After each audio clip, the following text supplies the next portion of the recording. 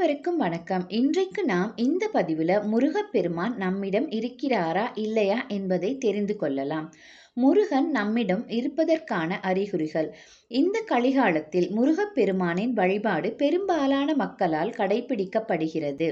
கலியுக கந்தனான முருகப்பெருமான் பக்தர்களின் வேண்டுதலுக்கு உடனே செவிசாய்த்து அவர்களின் துன்பங்களை தீர்க்கும் கடவுளாக திகழ்கிறார்.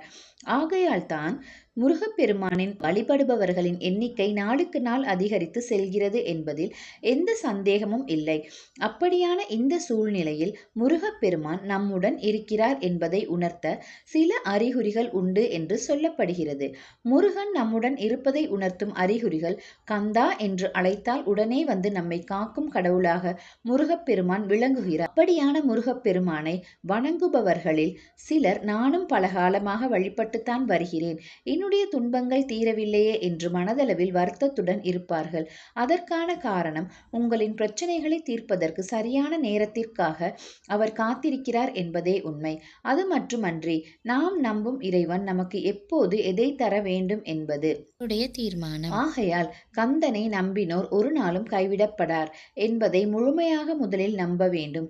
இத்துடன் கந்தன் நம்முடன் இருக்கிறார் என்பதை அவரே சில அறிகுறிகளால் நமக்கு உணர்த்துகிறார் என்று சொல்லப்படுகிறது.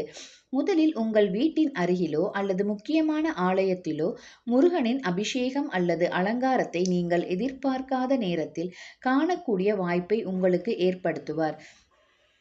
அடுத்ததாக உங்களை சுற்றி திடீரென நல்ல நறுமணம் வீசும். அது சந்தனம் அல்லது விபூதி போன்றவையாக இருப்பது. ஏனெனில் இந்த 2 வாசங்களும் கந்தனுக்கு மிகவும் பிடித்ததாக சொல்லப்படுகிறது. இதை நீங்கள் வழிபாடு நேரம் தவிர பிற நேரங்களில் உணர்ந்தால் கந்தன் உங்களுடன் பயணப்படுகிறார் என்பதில் எந்த சந்தேகமும் இல்லை.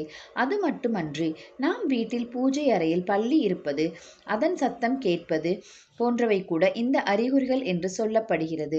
அது மட்டுமன்றி பூஜை செய்யும் பொழுது சுவாமி படங்களில் இருந்து மலர் கீழே விழுவது, குறிப்பாக முருகர் படத்தில் இருந்து விழுவது போன்றவை எல்லாம் முருகன் உங்கள் பக்கத்திலே இருக்கிறார் என்பதற்கான அறிகுறி.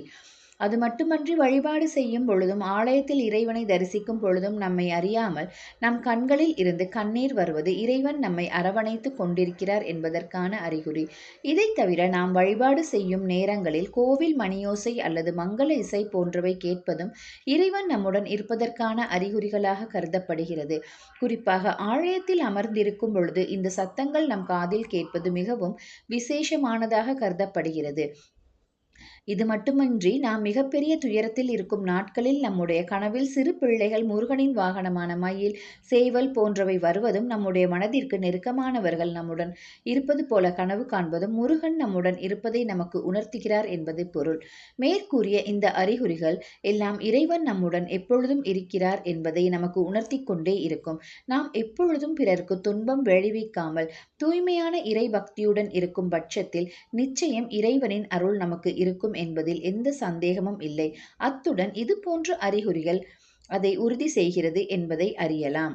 அத்துடன் முருகன் நம்முடன் இருக்கிறார் என்பதற்கான சில அறிகுறிகள் உள்ளன.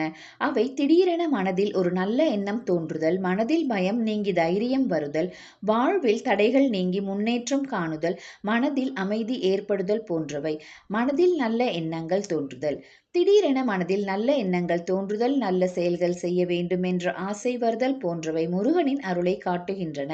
பயம் நீங்கி தைரியம் வருதல். மனதில் பயம் நீங்கி தைரியம் வருதல். எந்த ஒரு செயலையும் பயமின்றி செய்ய முடிகிறது என்றால் அது முருகனின் அருளாக இருக்கலாம். தடைகள் நீங்கி முன்னேற்றம். வாழ்வில் தடைகள் நீங்கி முன்னேற்றம் காணுதல், வேலைகள் எளிதாக நடப்பது, எதிர்பார்த்த பலன் கிடைப்பது போன்றவை முருகனின் அருளை குறிக்கின்றன. மனதில் அமைதி. மனதில் அமைதி ஏற்படுதல், மன கஷ்டங்கள் நீங்குதல், மனதுக்கு நிம்மதி கிடைப்பது போன்றவை முருகனின் அருளை காட்டுகின்றன. சந்தேகங்கள் தீர்தல். மனதில் இருக்கும் சந்தேகங்கள் தீர்தல், தெளிவு ஏற்படுதல் போன்றவை முருகனின் அருளை குறிக்கின்றன. உதவி கிடைத்தல். திடீரென உதவி கிடைப்பது, யாராவது உதவிக்கு வருவது போன்றவை முருகனின் அருளை குறிக்கின்றன. சரியான நேரத்தில் சரியான தீர்வு. சரியான நேரத்தில் சரியான தீர்வு கிடைப்பது, பிரச்சனைகளுக்கு எளிதாக வழி கிடைப்பது போன்றவை முருகனின் அருளை குறிக்கின்றன. முருகன் மீது பக்தி ஏற்படுதல், முருகனை பற்றி தெரிந்து கொள்ள ஆர்வம் ஏற்படுதல், முருகனை பற்றி பேச ஆர்வம் ஏற்படுதல் போன்றவை முருகனின் அருளை குறிக்கின்றன. முருகன் கனவில் வருதல், முருகனை கனவில் காண்பது முருகனின் அருள் கிடைப்பதற்கான அறிகுறியாக இருக்கலாம். முருகன் கோயிலுக்கு செல்ல ஆசைப்படுதல், முருகனின் கோயிலுக்கு செல்ல வேண்டும் என்ற ஆசை வருவது முருகனின் அருளை குறிக்கலாம். இதனால் மேற்கூறிய ஏதாவது நமக்கு கனவில் வந்தாலோ அல்லது நம்முடைய வாழ்வில் நடந்தாலோ முருகனுடைய அருள் நமக்கு இருப்பதாக கூறப்படுகிறது. அதனால் நாம் முருகனுடைய ஆசி பெறுவதற்கு தினம்தோறும் முருகனை நினைத்து வழிபடுவோமாக. நன்றி, வணக்கம்.